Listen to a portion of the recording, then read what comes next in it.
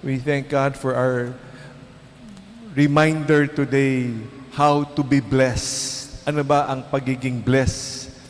How we have that blessed attitude, the beautiful attitudes called the Beatitudes in English. In Tagalog, mapalad. No? Sino ang malaking palad? No? Kumpara sa sawing palad, no? Maliit na palad. No? Kabaligtaran ang values ng magiging mapalad sa Ebanghelyo at sa kamunduhan. No?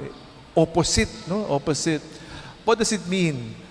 Today, we are reinforced of how this attitude can be, how we can truly be blessed.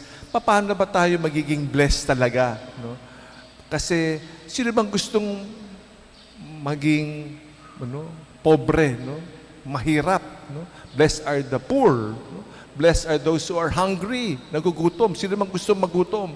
Sino bang ditong gustong umiiyak, no? Who weep, who are sad, no? Blessed who would like to be persecuted, no? So of course, we do not want this, but it is a very beautiful reminder of what it is to be poor. To be poor. It does not mean only, no, material poverty or material richness, no? Ang swerte naman niya, mayaman. It is not only that kind of possession, material na bagay. It is possessing Christ, ang tanging yaman. The poor in spirit. Mayaman nga, pero walang espiritu. Puros material lang. Pag puros material lang, at mamatay tayo, puros material yung blessing. No spirit. Ang espiritu ng Diyos, patay. Walang ka-espiritu. Yun yung yaman. Walang yaman na si Jesus. Our true treasure is Christ. It is absent. Sumapalad yung mahihirap, the poor in spirit, because ang tanging yaman, si Jesus. So, we are reminded of this. Pero natatalo tayo kasi binubombard tayo ng kamunduhan. No, ito ang dapat mong suot. Dapat ganito itsura mo. Dapat ganito yung dahil pag yan ang nilalagay natin sa ating isipan, and we're exposed to all this, sabihin natin, ang swerte naman, ang malas naman. Kasi depende, so anong pinapakain mo sa kamalasan o sa swertehin na yan? So it is not all the blessing we expose ourselves to. Ano ba yung blessing na hinahanap natin talaga?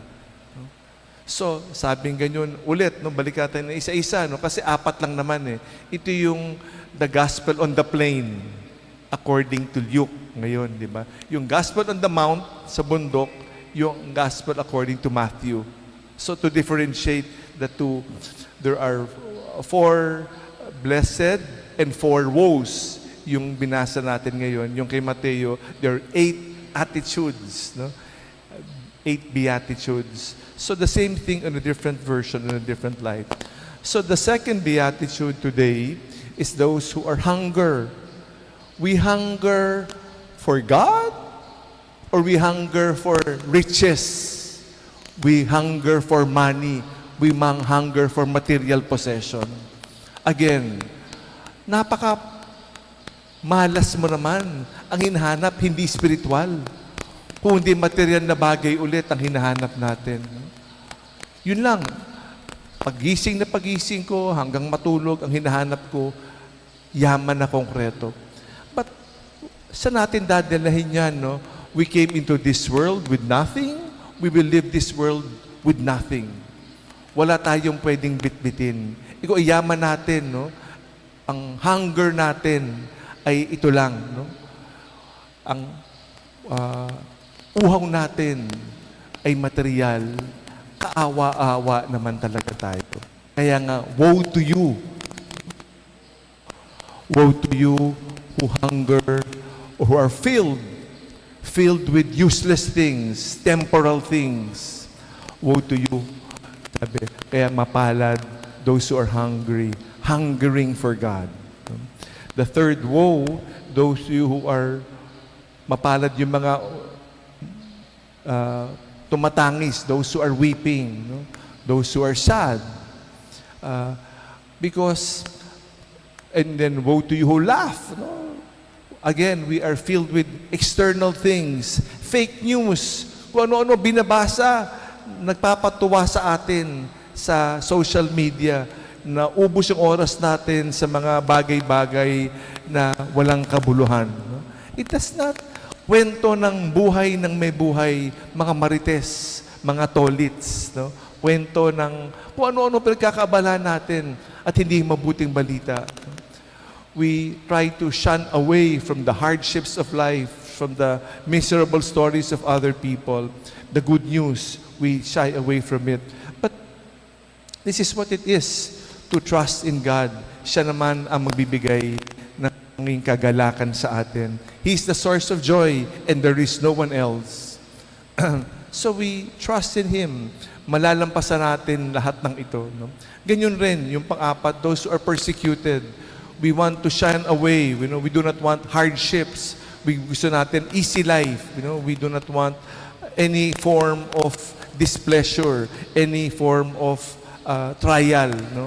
Gusto natin very, very simple lives. But that cannot be. No? That is not living in this world.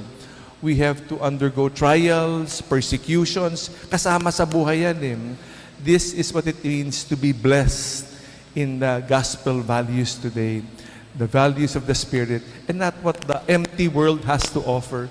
You may be the richest person, you may have all the blessing in this world, but it is empty, completely empty.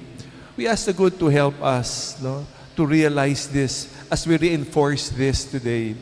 Kagabi, kinukwento ko yung storya, uulitin ko lang ang isang kwento na konkretong nangyari sa atin. May isang bata, again, I asked, narinig niyo ba yung, I want to remind you how fortunate we are because of the story of Darwin Ramos. Kinuwento ko na to Sino may nakaalala kay Darwin Ramos? Pakitaas ang kamay. Meron ba? Do you remember the story of Darwin Ramos? No? Si Darwin Ramos, he's now servant of God. Di ba? Servant of God, blessed, tapos saint. So, siya isang batang-batang Pilipino. Pinanganak siya 1994 o 1996. Namatay siya 2012. So, bago lang, batang-bata namatay. He died at about 16, 17, or 18 years old. Pinanganak siyang napakahirap at may kapansanan. Yung tatay niya, maraming bisyo. Ginamit si Darwin para manlimos. Iniiwan siya sa kung saan maraming tao, sa may LRT, sa may sakayan ng LRT, iniiwan siya doon para maglimos. At ginagawan talagang kaawa-awa, hindi dinadamitan, hindi pinapakain, may deformity, hindi makalakad itong si Darwin. Kaya nakita siya ng tulay ng kabataan ni Father Matthew Duche. Kinuha siya ng orphanage at inalalagaan the last parts of his life, the last few years of his life. Takang-taka ang maraming tao, bakit itong taong ito, itong batang ito, napakamasayahin. Buhay yung beatitudes, yung blessed attitude, yung beautiful attitude, nasang batang ito. Samantalang, pinanganak siya, may kapansanan, lumaki siya, hindi inaalagaan, walang pagmamahal. Imagine kung paano siya tinrato. Pero magugulat ka, paano nangyari yan? Sa taong ito, sa batang ito. Sino nagturo dyan? Paano naging posible yung attitude na yan? Napakamasayahin niya. Tukang-taka yung mga tao na kasamahan niyang mga bata, at yung mga namumuno at nagpapatakbo ng tulay ng kabataan. Kung paano nangyari to sa batang itong si Darwin Ramos. If you may Google his story, talagang mamamangha. And we hear many, many such story of those who are blessed. Napakapalad, sapagkat si Jesus lang ang tanging yaman. Si Jesus lang ang nagbibigay ng kabusugan. Si Jesus lang ang nagbibigay kagalakan. At siya lang ang proteksyon na inaasahan at wala ng iba. So we thank God for these beautiful stories of the Spirit in people who are alive. Sabi nga ni Saint Therese, everything is a blessing. Lahat blessing. Lahat ay grasya, sabi ni Saint Therese, di ba? Kaya lahat na nangyayari sa atin, kung tama yung attitudes, attitudes, the blessed attitudes, kung ito ay tunay na sinasabuhay natin, si Jesus ay nasa atin, everything is a blessing. Mapalad. If with the right attitude, if the Spirit of God is in us, everything is a blessing. Do we believe everything is a blessing? Pati yung mga malas naman, the tragedies, we always say, are also blessings if we have the right attitude. Because they are only blessings in disguise. Just the same, they are blessings. Everything is a blessing. Everything is a blessing. No? Yung cancer ko, yung sakit natin, trahedya, namatayan. If the Spirit of God is in us with the right attitude, it is a blessing. Everything is grace. Everything is a blessing. We trust in the Spirit of God. We just celebrated Valentine's Day. Happy Valentine's. Sana hindi lang tuwing February 14 tayo nag-I love you, kundi araw-araw tayo nag-I love you. At sana maramdaman natin ang pagmamahal ng Diyos. All the time. Because of this attitude, we are never deprived of love. We always say, no, who is in love? No? Naku, loveless. Naku, loveless. It is an insult to the God of love who died for each and every one of us on the cross. Because of His love, nagpakasakit siya, nahirapan ta dahil sa pagmamahal. Kaya to not experience that love, naku, loveless, is an insult to the God of love. Because of His love for each and every one of us, sana hindi natin makalimutan yung pagmamahal ng Diyos na basa. How blessed we are, how fortunate we are if we put in the gospel values and not that of this world, not what the empty world has to offer. We trust in God and we believe in the blessed attitudes which we ask the good Lord to imbibe, that we may grow in love of Him. Amen.